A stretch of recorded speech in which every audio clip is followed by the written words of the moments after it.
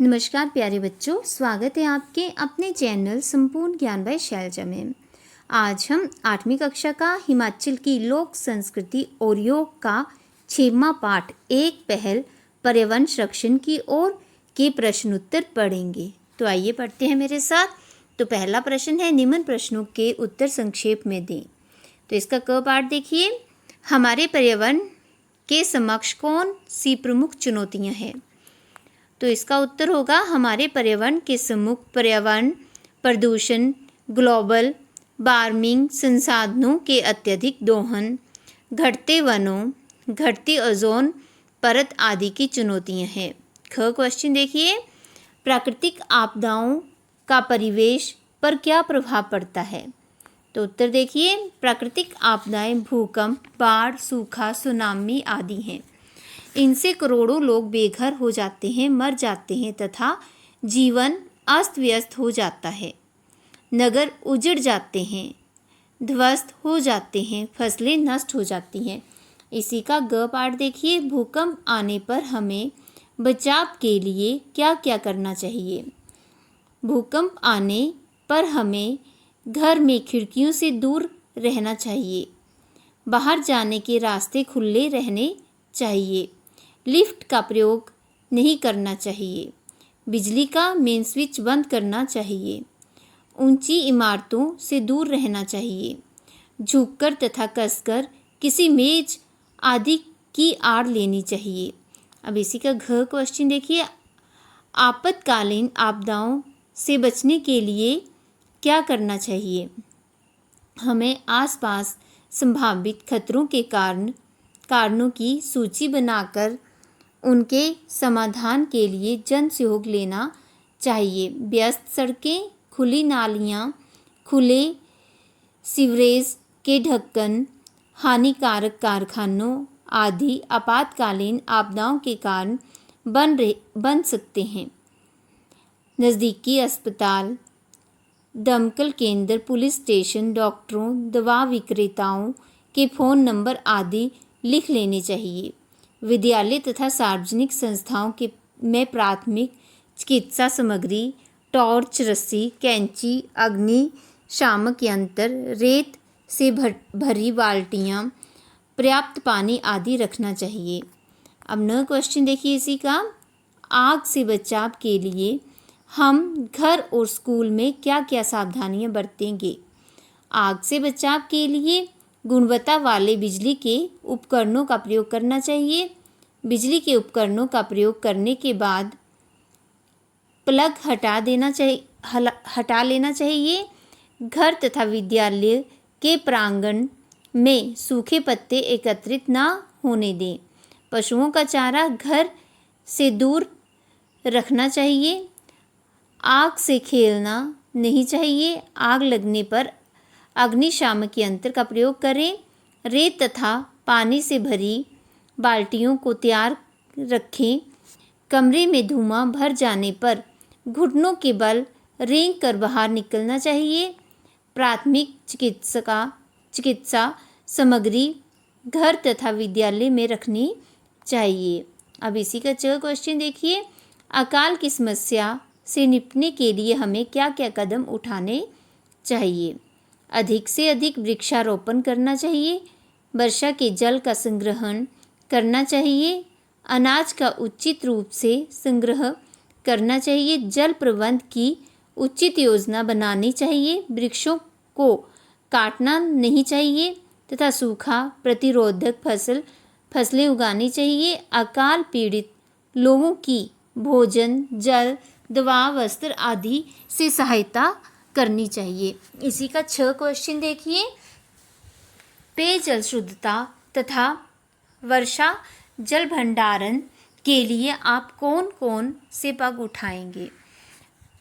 पेयजल की शुद्धता के लिए पानी को उबालकर ठंडा करके उपयोग में लाया जाए तथा सरकारी परियोजनाओं द्वारा वितरित नल के जल का प्रयोग किया जाए। वर्षा के जल के भंडारण के लिए तालाब, भूमिगत टैंकों आदि का निर्माण किया जाना चाहिए। पानी व्यर्थ नहीं गंवाना चाहिए। इसी का जो क्वेश्चन देखिए, हमें पर्यावरण संरक्षण के लिए कौन कौन से प्रमुख कदम उठाने होंगे। हमें पर्यावरण संरक्षण के लिए अधिक से अधिक वृक्ष लगाने चाहिए। कूड़ा इधर उधर नहीं फेंकना चाहिए। प्लास्टिक तथा पॉलीथीन का प्रयोग करना चाहिए। फैक्ट्रियों तथा वाहनों में प्रदूषण नियंत्रक यंत्र लगाने चाहिए। पानी के स्रोतों को साफ रखना चाहिए। इसी का आगे देखिए ज क्वेश्चन, 3R मूल मंत्र क्या है? क्या आप इसका अनुसरण करते हैं? 3R मूल मंत्र में RI रेड्यूस अर्थात कम करना, R2 रेड्यूस रीयूज अर्थात पुनः प्रयोग करना तथा R3 रिसाइकल अर्थात पुनः चक्रित करना। हम इसका अनुसरण करते हैं। नेक्स्ट क्वेश्चन देखिए, आपके दृष्टिकोण से एक जागरूक नागरिक में पर्यावरण संरक्षण के लिए कौन कौन सी अच्छी आदतें होनी चाहिए? तो उत्तर देखिए, पर्यावरण संरक्षण के लिए एक जागरूक नागरिक को पानी का सदुपयोग करना चाहिए। नल व्यर्थ नहीं खुला रखना चाहिए। बिजली खर्च कम करने वाले बिजली के उपकरणों का प्रयोग करना चाहिए। पर्यावरण में गंदगी नहीं फैलानी चाहिए। प्लास्टिक तथा पॉलीथीन का प्रयोग नहीं करना चाहिए। वृक्षारोपण करना चाहिए। फैक्ट्रियों तथा वाहनों में प्रदूषण नियंत्रक यंत्र लगाने चाहिए। अब 2 क्वेश्चन देखिए, पर्यावरण संरक्षण से हम पिछड़ते जा रहे हैं। इस विषय पर 150 शब्दों में अपने विचार लिखें। तो देखिए इसका, आज हमारे सामने पर्यावरण संरक्षण के लिए अनेक चुनौतियां हैं। पर्यावरण प्रदूषण दिन प्रतिदिन दुगना चौगुना होता जा रहा है। वाहनों से निकलने वाला धुआं, कारखानों से निकलती गैसें तथा दूषित जल वातावरण एवं धरती को विषाक्त करते जा रहे हैं। ग्लोबल वार्मिंग ने ऋतु चक्र को प्रभावित किया है। निरंतर कटते वृक्षों से जंगलों का क्षेत्रफल कम होता जा रहा है। प्राकृतिक संसाधनों का हम बहुत दोहन कर रहे हैं तथा इसके संरक्षण के पर्याप्त उपाय नहीं हो पा रहे हैं। ओजोन की घटती परत भी पर्यावरण के संतुलन को अव्यवस्थित कर रही है। इन सब का परिणाम कहीं भूकंप, कहीं सुनामी, कहीं भूस्खलन, कहीं बाढ़, कहीं सूखा, कहीं अतिवृष्टि तो कहीं अनावृष्टि के कारण जनजीवन अस्त व्यस्त हो रहा है। लाखों बेघर हो रहे हैं, नगर ध्वस्त हो रहे हैं, फसलें बर्बाद हो रही हैं तथा करोड़ों मर रहे हैं। ये सब पर्यावरण का उचित संरक्षण नहीं हो सकने के कारण हो रहा है। इसलिए हमें पर्यावरण के संरक्षण के उपायों पर गंभीरता से विचार करना चाहिए। इसी का 3रा क्वेश्चन देखिए, पर्यावरण संरक्षण हेतु आवश्यक कदम विषय पर 200 शब्दों में अपने विचार लिखें। मानव जीवन के लिए पर्यावरण का संरक्षण करना अत्यंत आवश्यक है, क्योंकि यदि हम पर्यावरण संबंधी समस्याओं के समाधान के लिए आवश्यक कदम नहीं उठाएंगे तो हम पर्यावरण के साथ साथ अपना भी विनाश कर लेंगे। इसलिए हमें पर्यावरण संरक्षण हेतु आवश्यक कदम उठाने चाहिए। इसके लिए सर्वप्रथम हमें अधिक से अधिक वृक्षारोपण करना चाहिए, क्योंकि वृक्षारोपण करने से जलवायु परिवर्तन को सकारात्मक बनाया जा सकता है। वाहनों तथा कारखानों से निकलने वाले दूषित धुएं से भी पर्यावरण को हानि पहुंचती है। अतः इनमें प्रदूषण नियंत्रक यंत्र लगाने चाहिए तथा थोड़ी दूर जाने के लिए वाहनों का प्रयोग नहीं करना चाहिए। प्लास्टिक तथा पॉलीथीन के प्रयोग से भी पर्यावरण प्रदूषित होता है, इसलिए इनका भी प्रयोग नहीं करना चाहिए। खेतों में रासायनिक खाद के स्थान पर जैविक खाद का प्रयोग करना चाहिए। ऊर्जा बचाने के लिए सौर उपकरणों CFL आदि का प्रयोग करना चाहिए। व्यर्थ में जल तथा विद्युत का प्रयोग नहीं करना चाहिए। वर्षा के जल के संग्रहण की योजनाएं बनानी चाहिए।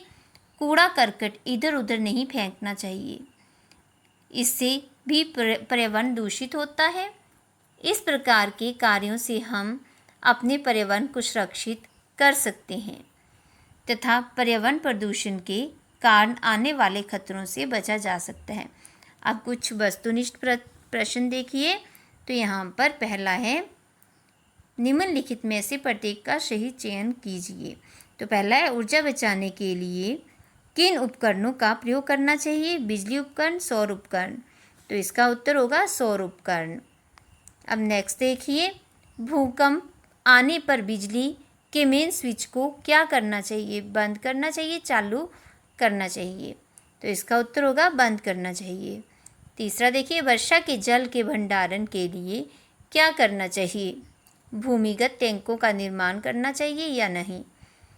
तो इसका उत्तर होगा भूमिगत टैंकों का निर्माण करना चाहिए।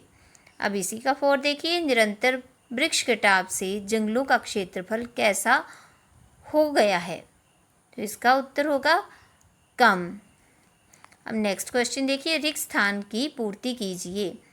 तो पहला है यहाँ पर, ऊर्जा संरक्षण के लिए सौर उपकरणों तथा डैश आदि का प्रयोग करना चाहिए।